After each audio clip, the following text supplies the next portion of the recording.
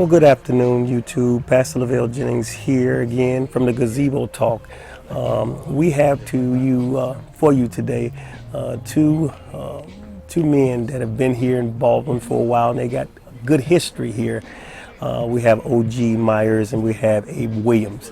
They are icons around Baldwin, Michigan. So we're going to give them opportunity to speak and give us some history, and I thank God for them both to be able to give us this history. So stay tuned because I'm going to enjoy it, and I know you will too. My name is Abe Williams. Lived here quite a few years, and my name is O.G. Myers. Actually moved to Baldwin when I was about 6th grade and graduated from Baldwin High School. Okay. First of all, I want to say this, that so you are back. Would you say that you are back here, OG, in the 50s or the 60s, or what would you say? I came back in the early 60s. I was actually born in Baldwin. You were born in Baldwin? Yes. Okay. And right downtown. Okay. Next to the post office, there was a little hospital there. And I was born right there. But my father was in the service, and 3 months later we moved to Hawaii. Let me ask you that. You said before I get to you said there was a hospital? Yes. By the post office? Next to the post office. Right in Baldwin? Yep, it's still there. 2-story building, white. Okay. Yep. Okay, now who was the doctor at that time? I can't remember right now. Okay. My mother would remember, but I don't remember off the top of my head. All right, but you were born in Baldwin. What about you, Abe? Where were you born at? I was born in Mississippi. Okay. We moved to Chicago. I was raised actually in Chicago, and then we came up here. We had property here, and we used to come up every summer. Really? And so one summer we came up, and we didn't leave. And that was earth-shattering because, before that, everybody and anybody was here. So you had all kind of people that's running on the beaches and everything. Everything was a high-paced area. Okay. Until that winter, well, not that fall, when everybody left, and I stayed here. It was earth-shattering. What part of Chicago? Stayed on the south side. Okay, I'm from Chicago, 9046 South Carpenter, and I tell everybody that I moved up here when the Bears won the Super Bowl. I'll never forget because in 1985. That's after I got through watching the Super Bowl that night, I remember my mom said, "Let's get out of here. We're going to move to Baldwin," and that's where I started high school at. So I didn't know anything about much history. I stayed over on State. Okay, all right. So when you said you came up here, was it in Ottawa? Actually, you had the property. It was in Ottawa. Yeah, we had property. We had family that was up here. We had property, so we used to come every summer. Okay. Where did you meet OG at? OG, where did you guys meet at? Because you seem like you're not related, correct? Nope. But you seem like not related. But you relate each other. I mean, you complement each other pretty good. We're so close that we're like brothers. We're like brothers. Okay. When did you meet? How did that come about? It was 8th grade, 9th grade. We got close probably 10th or 11th. Yeah. Okay. We met each other. I was in 7th, and I think he was in 8th. Mm-hmm. Okay. So you're around about the same age. Yes. How old are you now, Abe? Old. Don't want to say. What about you, OG? We can tell by that. A little older than him. All right, that's good enough. So let me ask this, because I ask everybody. So were you around? You were in high school at Baldwin. Around the time when Martin Luther King got shot. Do you remember around that time? Yeah. What was it like at that time? Because I've heard other people say, well, I'll let you give me your idea of that first, or what your recollection. You want to give them the mellow version or my version? Well, let's start out with you. There was a lot of racial tension. Okay. People didn't know how to act. People didn't know what was going to happen. People didn't know anything. Because it was such a devastating situation that a black leader got killed. Yes. So white people didn't know how to act. Okay. Black people didn't know how to act. Okay. But something had to be done. Yes. OG, what were you? Yeah, just a little background before that. Okay. The thing I noticed when I came to Baldwin was, say, the high school. It was segregated in a way by. Like, we only had one black cheerleader ever on the cheerleading. There's only one. They allowed one. Okay. you only had, no matter how good the basketball players were, you only had 4 black basketball players on the court at one time. That was like in the 60s? That was in the 70s. Yeah. 70s, 60s? late 60s, Okay. late Yeah. 60s. All right, go ahead. And no, you may only have 2 white players on the team, and one could be the 14th player. But if the first person fouled out, that other player, white player, was going to play the rest of the game. Amazing. Amazing. They would not, and so the system was segregated in its own right, and that was one thing that I know I told my mother when I get to high school, things are going to change. Okay. Yes. All right. Because when we came up going through school, we had Weber, which was predominantly black. Okay. We had Yates, they was black, and they went until 9th grade. So you went from elementary Okay. with your own race until you got to high school, and then they transferred you down to Baldwin. Amazing. Amazing. That was in Weber? Weber and Idlewild. Weber and Yates. That's amazing. So you went through the same process then? Yes. Yes. Okay, all right. What about black teachers back then? Did we have many black teachers? Miss Fitz seemed like she was always around, and I don't know, what age. Miss Fitz came when I was a sophomore. When you was a sophomore, When I was a sophomore. so she taught you So, too. She yes. Was But as far as having black teachers before that, we had them out at Yates, the school that was in Idlewild. Okay. But when we got to Baldwin, we didn't have any okay, until later on during their process. okay. Same thing. It was after we got out of school that they really start recruiting black teachers. And Okay. the reason they started recruiting black teachers was that they couldn't get enough teachers up here. So now they went to the black colleges and say, hey, if you come to this low income area, the government would take some of your loan away from you. So this is why we started getting black teachers here. Okay, all right. What about was it black-owned businesses in around this area? Around Idlewild it was. Okay. You had Letman Store, you had Wilson Letman Store. What was that? Wilson. Wilson Store. You had Gibson Store. You had St. John's over here, and the bar. Okay. There were a lot of everything out here in Idlewild Yeah. was black owned.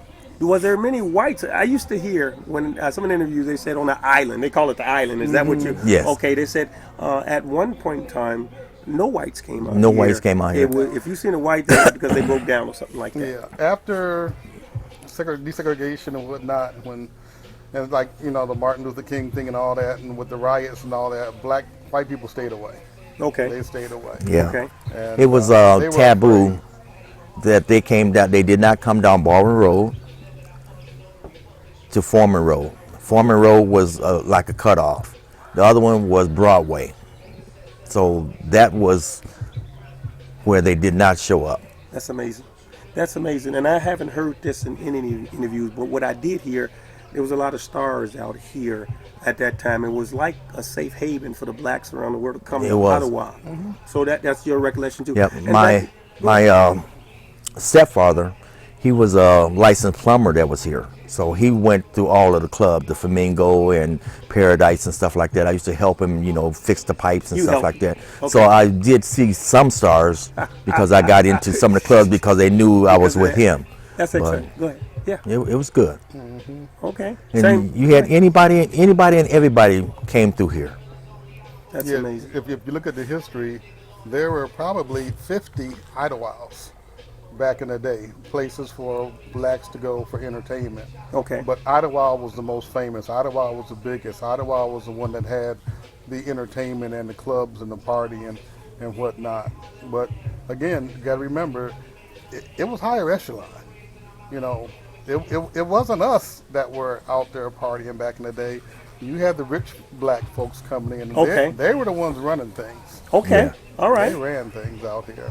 All right. And you got out you got out sometime to see some of this stuff going on. Oh, yeah. Okay. What about church? Was a church big back in the day? Church was really big. Church was on just about every corner, and the churches was full Yes. because people wanted to have that religion. Okay. I remember our choirs, and I remember I went to First Baptist of Idlewild, and on their anniversary days would invite Baldwin and other places to come, and they would bring their choirs.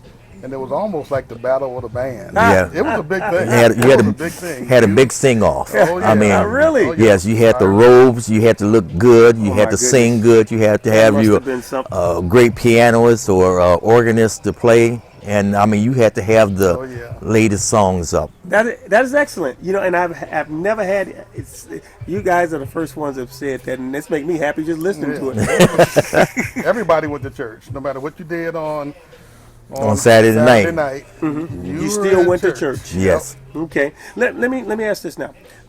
You have a place in Ottawa, Yes. and you as well. Yes. Now, how long have you had that place in Ottawa? First, you Abe, how long have you had that place? I don't even know. It's been over 20 some years. Over 20-something years. Yeah. Okay. About 30 years. About 30 years in the same place. As a matter of fact, we're at this place in Ottawa. Right. Okay, and this is like, was it from the family at first, you know, and passed down to you? I bought this, and it had a little cottage on it, and we tore down the cottage about 10, 15 years ago, and put this house on it, and it's going to stay in the family. Okay, all right, you know, and I ask this question all the time from the Metcalfs. I talked to Dr. Scotty Metcalf, you know, when their mom passed away, they got one in Wherever. Are you going to keep that? Yes. Around this lake here, there's a few, I've talked to a few black families, and they want to keep it mostly, and this is just in life because you try to keep it mostly blacks. Because a lot of times You want to it's have somewhere to go. You want to have somewhere to go, and it was. I know there are some places where it's still segregated. They have just whites only in that area, and we've come so far, but we got a long way to go. Around Ottawa, there's a lot of black houses there, that black owners that I see, and would you agree that it seems that we as a group are trying to keep it, not sell? We are, and I can tell you that over the years, where property has been there for the families, sometimes when you had desegregation, now my money can spend anywhere. Okay. So now people are starting to come back to Idlewild, yes. and they're starting to put money back into it because now they're saying, hey, this is a nice place, and I got this here. I want to fix it up so I can have somewhere to go. Beautiful, beautiful. Is that same feeling? Oh yeah, definitely. If you even drive around a lake or the lake, and you'll see houses, you'll see people investing money, building new houses, fixing their houses up, and because they realize now that there's only so much property, Yes. and there's yes. a finite amount of property on lakes, and it's important to hold on to the legacy of their folks that had it before. And it's important for us as blacks to hold on to something. I agree. Yes, yes. Let me ask this now. You both graduated from Baldwin High School. Yes. Is that correct? Yeah. Now, Abe, you've been doing some. Everybody knows you as somebody. You've always been around to help on the teams and everything, coaching. Tell me what kind of things did you do involved when you got involved with the school after you got out? Well, I had a basketball coach. He told me one time, he said, whatever you do, remember this. He said, always be willing to give back. Always remember to help out when you can. So when I came back from school, I saw some people that was teaching our kids not the right way. Okay.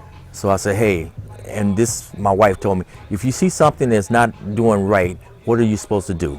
You're supposed to make it right. Yes. So that's when I got involved with the school system. Okay. All right. OG, did you ever help out or anything in the assistant coaching or anything? I remember you actually- always there at some of the games. I do remember you I there. did some assistant coaching Okay. for the football with Cullen. But the other thing that me and Abe did when we started working for Dow Chemical, we worked with the HR department in Dow and Midland, and we actually had them come over here, and they used to bring the bus over Okay. from Ferris. They had a day where a career day. We would bring people from Midland over with different things for the kids. We had that fossil thing that Yeah.